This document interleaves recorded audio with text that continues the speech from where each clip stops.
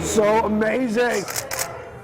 Beautiful page. Our organization is called Positive Exposure, and it's an organization that uses photography and the visual arts to challenge stigma and celebrate human diversity, the beauty and richness of human diversity. Nice. Then I'm also here photographing local families from the Dayton Children's Hospital to photograph and create opportunities for the children to be celebrated, not to be seen as a diagnosis, not to be seen as patients, but to be seen as people, to be seen as beautiful, gorgeous individuals that they are. Look at this kid. Can I just show you that? Look at her. How beautiful she is. A lot of people don't realize what these children go through on a daily basis. And then to have them see this today, maybe it'll make them realize that they're just like normal children. They're not different than anybody else. I've never really done that before. I really learned it at the beginning, but after I started doing it, I thought it was pretty cool. Beautiful page. Through these photographs, kids will see how amazing they are. Their parents know this, but the kids will see how amazing they are, and they do walk with a little air spring in their step. So that's what we're hoping, and we've started to see it. It's early in the day so far, but we're starting to see that these kids are just coming alive and feeling great about themselves, and we hope that carries through. Kid's like so cool, look at him. But it really is so fantastic and exciting to step back and watch that kid go from this to this. And then they walk off like this, because you know they're going to go home, they're going to go to school, they're going to go to their community centers, and they're not going to be like this anymore. They're going to be like this. And that's the thing that's so empowering and so exciting, because they're going to change the way the world sees their difference by seeing themselves differently. Oh, amazing, amazing, amazing. Great, that's so incredible.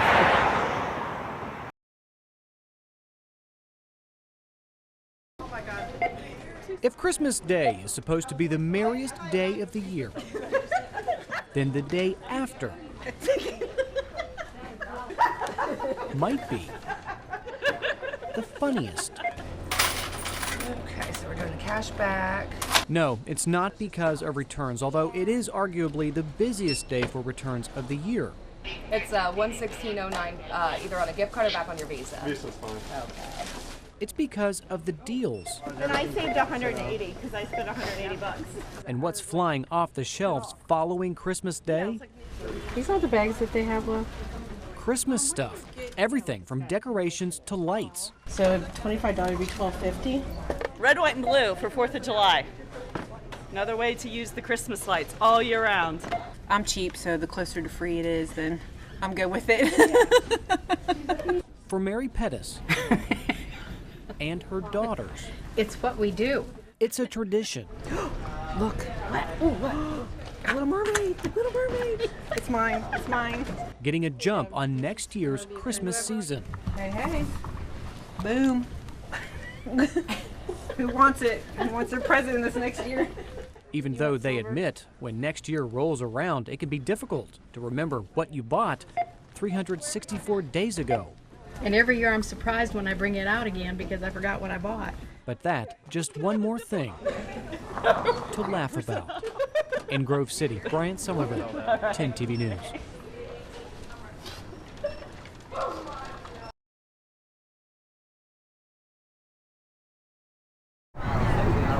It's the calm before the crowds and at the head of the line at Toys R Us in Polaris. Since 3 o'clock.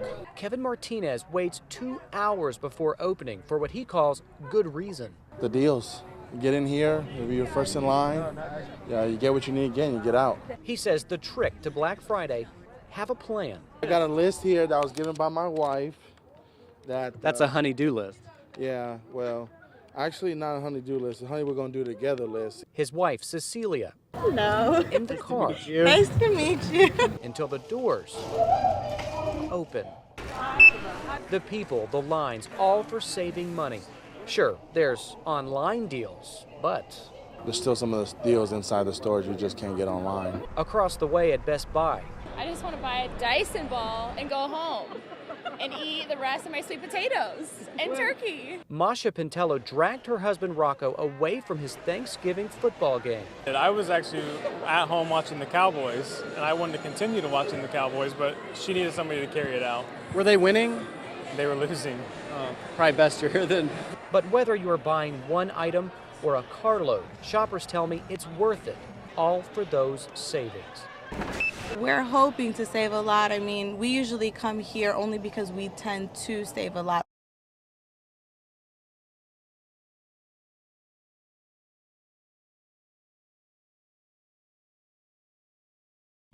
We've owned this property 40 years.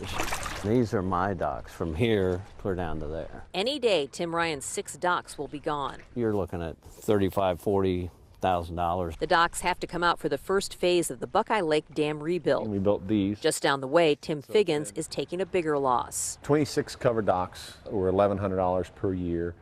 So you're in the neighborhood of $28,000 per year of fixed income. Figgins just took over Boat Boys a year and a half ago. He convinced his wife it was a guaranteed business. I said, the only thing they can do, honey, to get in the way is to take the lake away. Exactly what happened when the state decided the dam was in crisis. The water was lowered, limiting recreation. Figgins went from 102 docks fully rented to just 2 last year.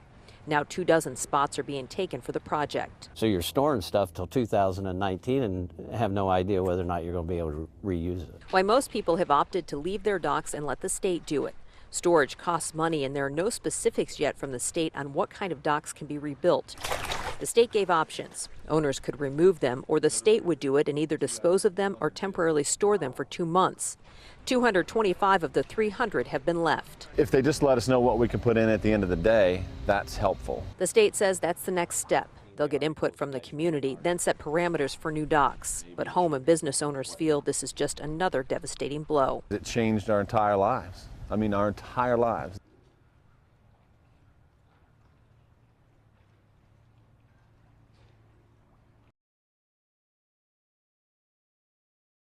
It's the most wonderful time of the year.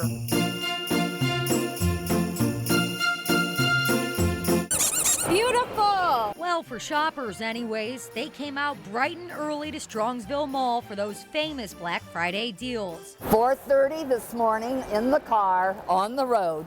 We live down towards the Hicken State Park below Worcester, so it's quite a drive for us to come up here. Betty Hall doesn't mind though. She says it gives her a chance to bond with her granddaughters. They love it here. We're having a good time. We've been here before. We actually slept in. We're not one of those get up at 2 in the morning people.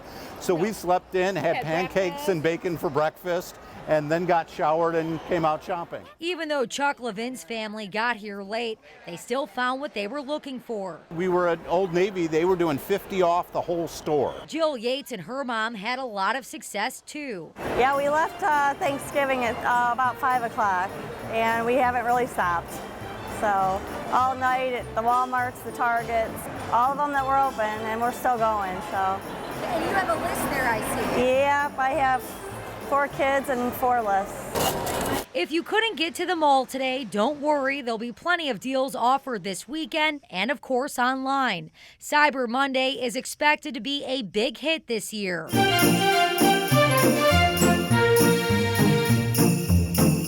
In Strongsville, Brittany Harris, Fox 8 News.